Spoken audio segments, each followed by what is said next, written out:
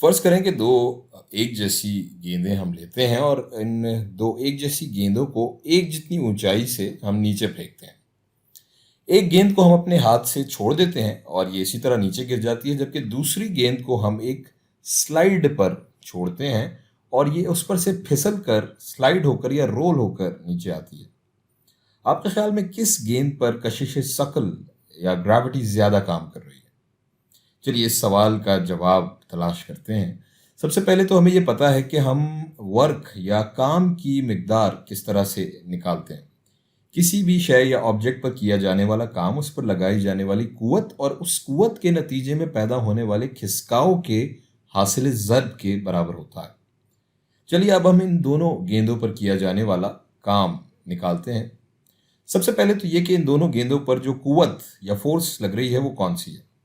चूंकि यहाँ हम ग्रेविटी के ज़ेर असर इन दोनों गेंदों को नीचे फेंक रहे हैं, तो ये एक ही कुवत है जो इन दोनों गेंदों पर लग रही है और हम इसी की बात करेंगे। चूंकि ये दोनों गेंदें एक ही जैसी हैं, इनका मास भी एक जैसा है, इसलिए इन पर एक ही जितनी ग्रेविटेशनल फोर्स लग रही होगी। इसके साथ साथ आपको ये भी मालूम होगा कि ग्रेविटेशनल फोर्स हमेशा मास टाइम्स जी एम जी के बराबर होती है। अब वर्क डन के फॉर्मूला में यहां तक तो सब एक ही जैसा है, क्योंकि दोनों गेंदों पर एक ही जितनी कुवत लग रही है। अब खिसकाव यानी डिस्प्लेसमेंट को हम देखते हैं जरा। पहली गेंद बिल्कुल सीधी नीचे गिर रही है, लिहाजा यहाँ खिसकाव यानी डिस्प्लेसमेंट यहाँ से यहाँ तक है, जो कि गेंद की ऊंचाई से इस ऊंचाई से यकीनी तौर पर ज़्यादा है। ये लंबाई जैसा कि आप देख सकते हैं इस लंबाई से ज़्यादा है। अगर हम यहाँ इस फासले को एस कहते हैं तो वर्क डन यानी काम एम जी और इस फासले जो कि एस है इसके हासिल ज़र्ब के बराबर है। क्योंकि ये फासला पहली गेंद की ऊंचाई से ज़्यादा है तो हम कह सकते हैं कि दूसरी गेंद पर किया गया काम पहली गेंद से ज़्यादा है।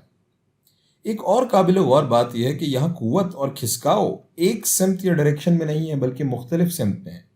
और जब भी हम बात करते हैं कि किसी चीज़ या ऑब्जेक्ट पर किया जाने वाला काम उस पर लगाई जाने वाली कुवत और इस कुवत के नतीजे में पैदा होने वाले खिसकाव के हासिल ज़र्ब के बराबर है, तो इस खिसकाव का उसी कुवत की सिमत में होना बड़ा ज़रूरी है। तो लिहाजा यहाँ ये वीडियो बनाने का मकसद है कि जब किसी शय पर लगाई जाने वाली कुवत और इस कुवत के नतीजे में पैदा होने वाला खिसकाव उसी कुवत की सिमत में ना हो, तो हम वर्क डन कैसे निकालते हैं और वर्क डन पे इस सूरत हाल का क्या फ़र्क क्या पड़ता है और इस बात का असल फिर मतलब या मफहूम क्या हो जाता है। चलिए इन दोनों जो सिचुएशंस हैं या सूरत हाल हैं इनको हम ज़्यादा तरह तफसील में जाकर देखते हैं।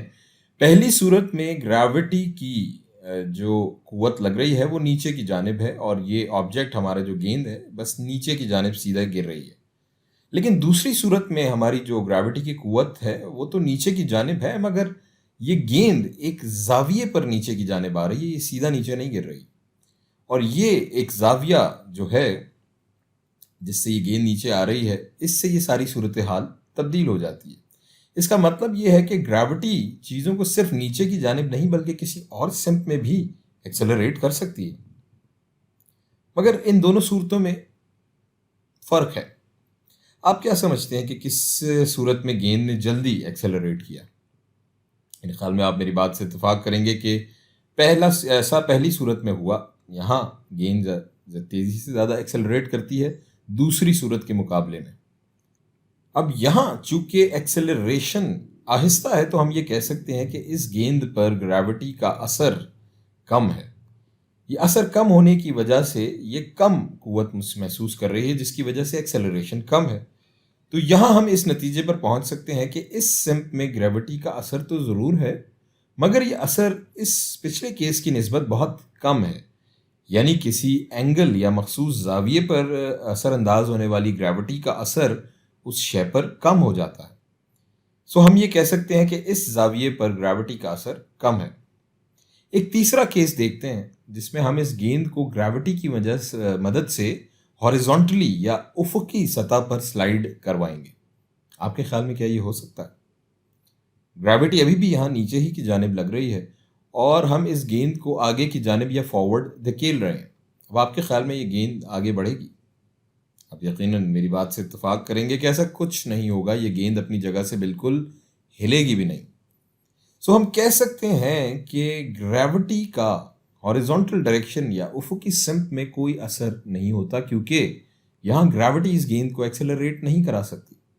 लिहाजा इस केस में ग्रेविटी का असर मजीद कम हो जाएगा, और इतना कम यानी कि सिफर हो जाएगा, क्योंकि ये गेंद को सिरे से एक्सेलरेट करा ही नहीं सकती। इससे पहले कि हम इन तीनों केसेस को सामने रखें, मैं आपको ये बताता चलूं कि ऐसा सिर्फ ग्रेविटी के केस में ही नहीं है, बल्कि किसी भी कुव्वत या फोर्स के केस में ऐसा ही होगा। अगर हम इन तमाम तीनों केसेस को, इन सूरत अहवाल को, सिचुएशंस को अपने सामने रखें, तो हमें क्या बात समझ में आती है? सबसे पहले तो ये कि कुव्वतों का असर बाकी सिमतों या डायरेक्शंस में भी हो सकता है, मगर यहाँ एक अहम नुक्ता यह है कि जैसे जैसे कुव्वत यानी फोर्स और मोशन के दरमियान एंगल यानी जाविया बढ़ता जाता है, इस कुव्वत का या फोर्स का असर कम होना शुरू हो जाता है। जैसा कि आपने देखा कि कुव्वत का सबसे ज़्यादा असर उस वक्त है जब ताकत यानी कुव्वत, हमारी फोर्स और मोशन बिल्कुल एक ही सिमत में है, और जैसे जैसे हमारा मोशन यानी हरकत कुव्वत के साथ कोई जाविया बनाती जाती है, इस कुव्वत का असर कम होता जाता है। और जब ये जाविया 90 डिग्री हो जाता है, जैसा कि आप यहाँ देख रहे हैं, तो इस सूरत में कुव्वत जो हमारी है, फोर्स है, इसका असर बिल्कुल सिफर हो जाता है। ये सबसे अहम बात है, और इसका मतलब ये है कि हमारी फोर्सेस या कुव्वतों का परपेंडिकुलर समत में कोई असर नहीं होता, या परपेंडिकुलर डायरेक्शन में हमारी फोर्स का असर सिफर हो जाता है।